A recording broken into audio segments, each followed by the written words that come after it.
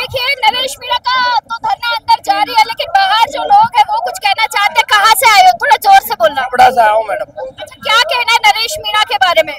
हम वहाँ छबड़ा से लगभग 500-600 आदमी वहाँ से आए हैं। अच्छा। और नरेश भाई साहब के लिए मैं यही कहना चाहूँगा कि इन्होंने जो संघर्ष किया है और बच्चों को न्याय दिलाने के लिए जो आज ये आंदोलन किया जा रहा है, हम लोगों को जो आदिवासी लोग हैं इनको सरकार ने क्या समझा है, ये बकरियां देने का डिसीजन किसने किया?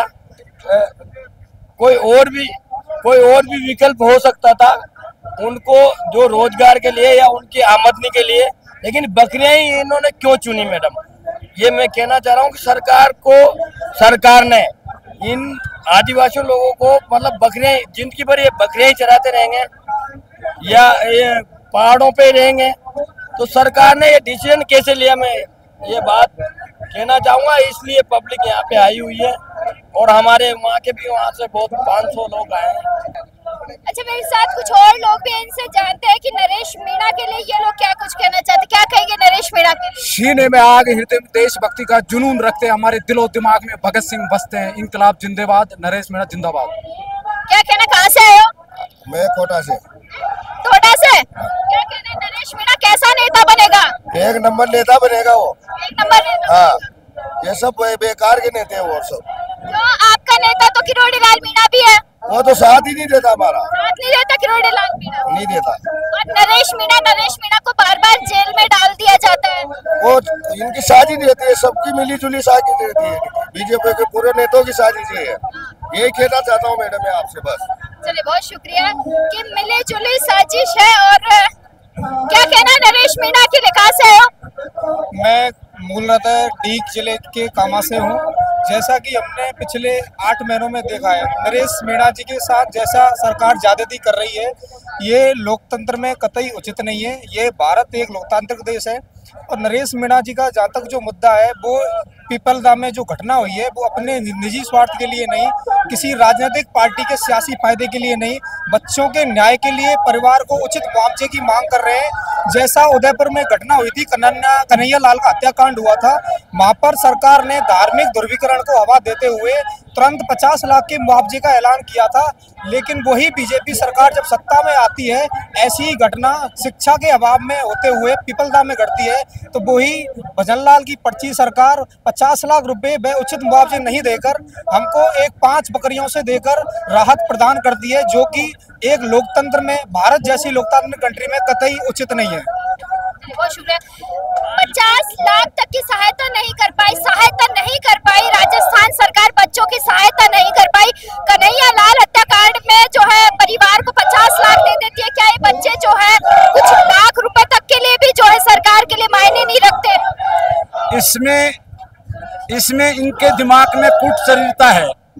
जब शासन आया है और जिस जाति में बड़े मगरमच्छ बने हैं, वो मगरमच्छ ये सोचते हैं कि मेरी जाति में पीछे से कोई और बड़ा आदमी न बन जाए, हर तकबा, हर आदमी दबा कुचला रहे, गरीब ही रहे। ये मानसिकता मगरमच्छों की रही है। अगर वो इन लोगों को 50 लाख रुपए देते तो ये लोग उनके बराबर में आ जाते। ऐसा ये मानसिकता इन लोगों की है।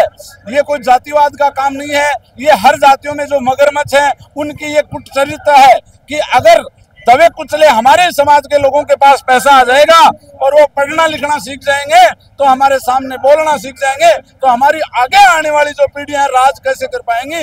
इसलिए आदिवासी समाज को बकरियां इसलिए दी गई कि वो पढ़ लिख नहीं सके, उनके हाथ में राशन कार्ड ही रहे और वो दबे कुचले रहे और केवल उन मगरमच्छों का वोट बैंक बना रहे।